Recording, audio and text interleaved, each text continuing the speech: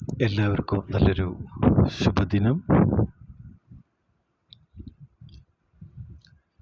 പുതിയ new year എല്ലാവരും കണ്ടിരിക്കും. മാർക്കറ്റ് മൈനസിലേക്കാണ് പോകുന്നത്. 2023 വരെയുള്ള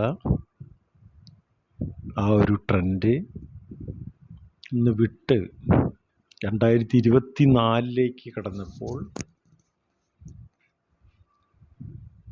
ഇപ്പോൾ 3 ട്രേഡിംഗ് ഡേ കഴിഞ്ഞു.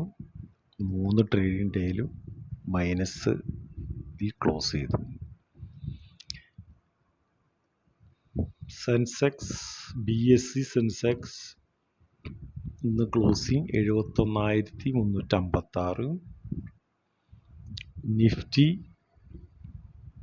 21,517. Nifty bank 47,700.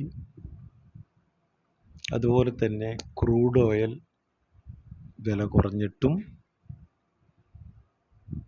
ക്രൂഡ് ഓയിൽ വില കുറയുകയാണ് ചെയ്തത്. സാധാരണ ക്രൂഡ് ഓയിൽ വില കുറയുമ്പോൾ മാർക്കറ്റ് പ്ലസ് ആവാനാണ് ചാൻസ്. പക്ഷേ ഇന്ന് മൈനസ് ആയിരിക്കുകയാണ്. ഇത് മൊത്തം സിൽവർ, ഗോൾഡ്, ബ്രന്റ് ക്രൂഡ് ഒക്കെ മൈനസിലേക്ക് പോയി. ഇനി ഇൻവെസ്റ്റേഴ്സായ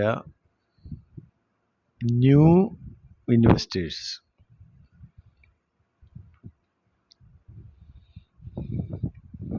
അവർക്കുള്ള ഒരു അഡ്വൈസ് എന്ന നിലയ്ക്ക്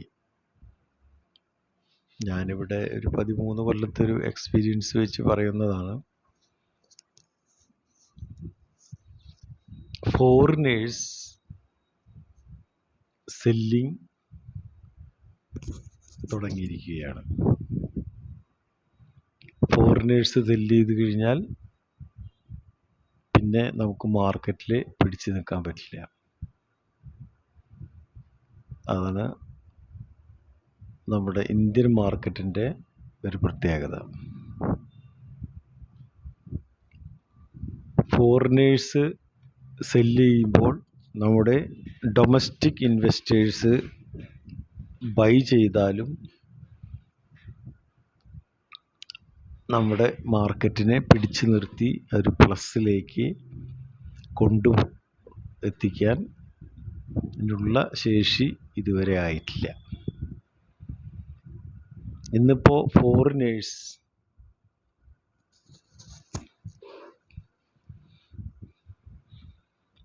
ഫോറിൻ ഇൻസ്റ്റിറ്റ്യൂഷണൽ ഇൻവെസ്റ്റേഴ്സ്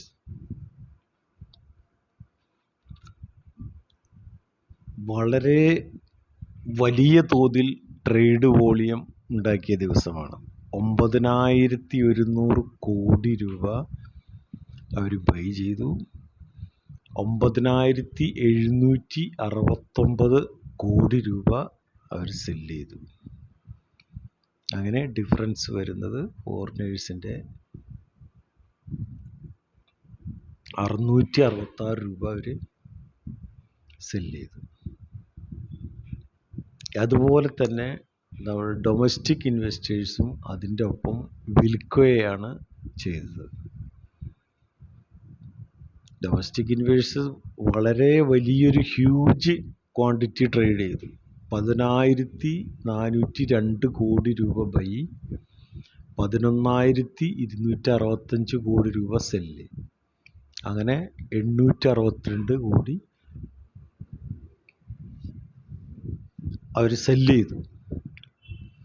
ഇത് ഒരു നല്ല ലക്ഷണമായിട്ട് തോന്നുന്നില്ല.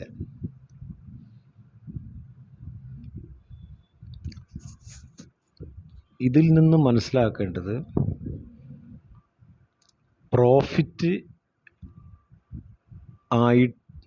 ആയി നിൽക്കുന്ന ഷെയറുകൾ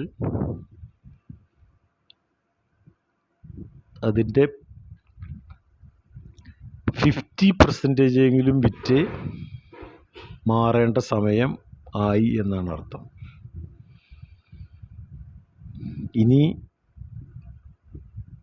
അടുത്ത ദിവസങ്ങളിൽ സെല്ലിങ് കൂടാനാണ് ചാൻസ്. നമുക്കറിയാം, റെയിൽവേ സ്റ്റോക്കുകൾ ഒരുവിധം 52 വീക്ക് ഹൈയിലാണ് നിൽക്കുന്നത്. അതുപോലെ തന്നെ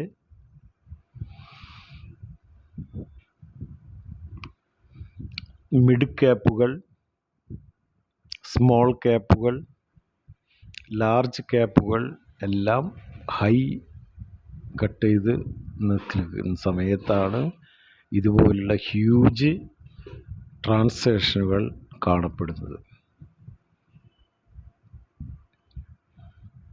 ഇനി നമുക്കിപ്പോൾ ഇന്ത്യയിൽ വരാൻ പോകുന്നത് ജനറൽ ഇലക്ഷൻ വരും.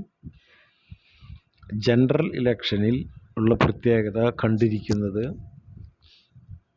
ഗവൺമെൻറ് ഏത് വന്നാലും മാർക്കറ്റ് ഫ്ലക്ച്വേഷൻ ഉണ്ടാവും. അതിനി തുടർഭരണം BJPക്ക് വന്നാലും, അതല്ല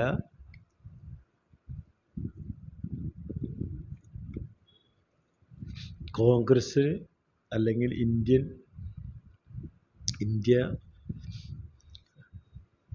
ഗ്രൂപ്പിന് വന്നാലും, എങ്ങനെ വന്നാലും മാർക്കറ്റ് ഫ്ലക്ച്വേറ്റ് ചെയ്യുന്നത് ഉറപ്പാണ്. ചുരുക്കം പറഞ്ഞാൽ, ഒരാഴ്ച മുമ്പ് ചെങ്കടൽ വഴിയുള്ള ചരക്ക് ഗതാഗതം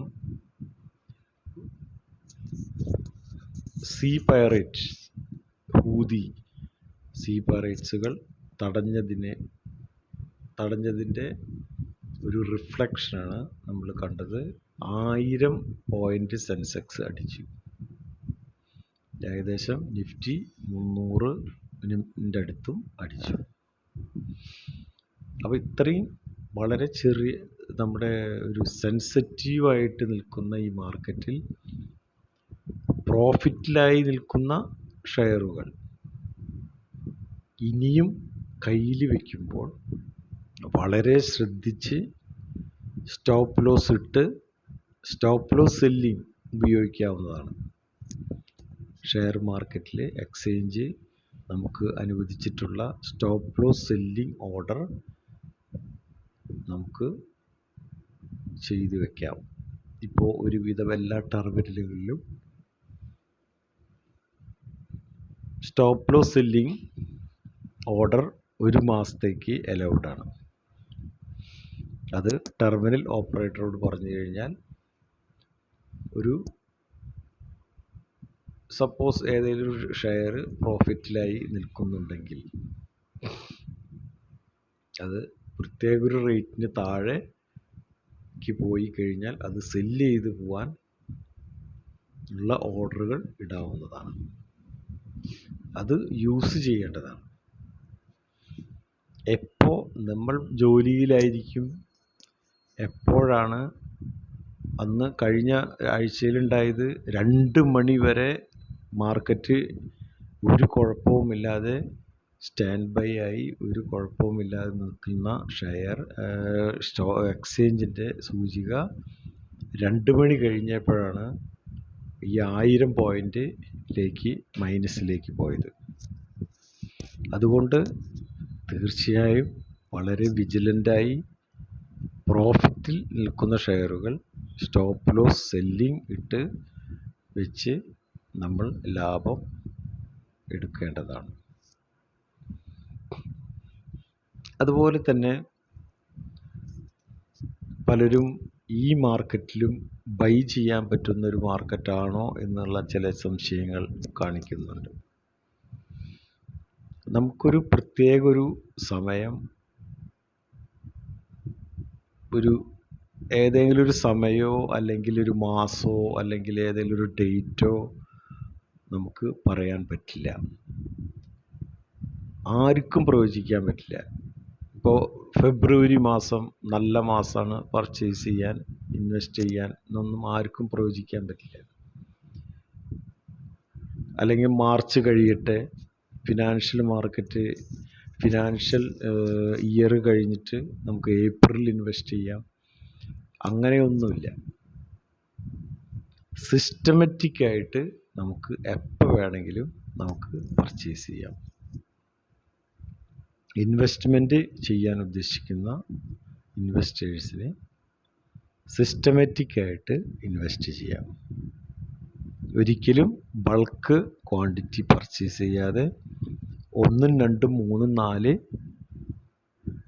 സ്റ്റെപ്പ് വൈസ് താഴേക്ക് പോകുമ്പോൾ പർച്ചേസ് അതിൻ്റെ ആനുപാതികമായിട്ട് പർച്ചേസ് ചെയ്യുക. ഇതുപോലെയുള്ള ചില ടിപ്സുകളാണ് എൻ്റെ വീഡിയോയിൽ ഞാൻ പറയാൻ ഉദ്ദേശിക്കുന്നത്.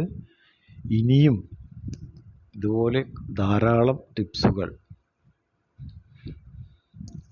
ഈ വീഡിയോ സബ്സ്ക്രൈബ് ചെയ്ത് കഴിഞ്ഞാൽ നിങ്ങൾക്ക് ഓട്ടോമാറ്റിക്കായി വന്നുകൊണ്ടിരിക്കും. അപ്പോൾ എൻ്റെ ഈ ചാനൽ സബ്സ്ക്രൈബ് ചെയ്താൽ നിങ്ങൾക്കിനി അടുത്ത് പർച്ചേസ് നല്ലൊരു പ്രോഫിറ്റ് കിട്ടുന്ന കുറച്ച് ഷെയറുകൾ ഞാൻ അടുത്ത പ്രാവശ്യം പറയുന്നതാണ്. അടുത്ത എൻ്റെ വീഡിയോ വീക്ഷിച്ച് അതിൽ പറയുന്ന ചില ഷെയറുകൾ നിങ്ങൾ എനിക്ക് വേറെ എൻ്റെ പേഴ്സണൽ ലാഭത്തിന് വേണ്ടിയിട്ടൊന്നല്ല, എൻ്റെ ഇതിൻ്റെ ബാലൻസ് ഷീറ്റുകളും പ്രോഫിറ്റുകളും ബാലൻസ് ഷീറ്റ് നോക്കി അതിൻ്റെ കമ്പനികളുടെ വളർച്ചയൊക്കെ നോക്കിയിട്ടാണ് പല ഷെയറുകളും പർച്ചേസ് ചെയ്യാൻ പറയുന്നത്.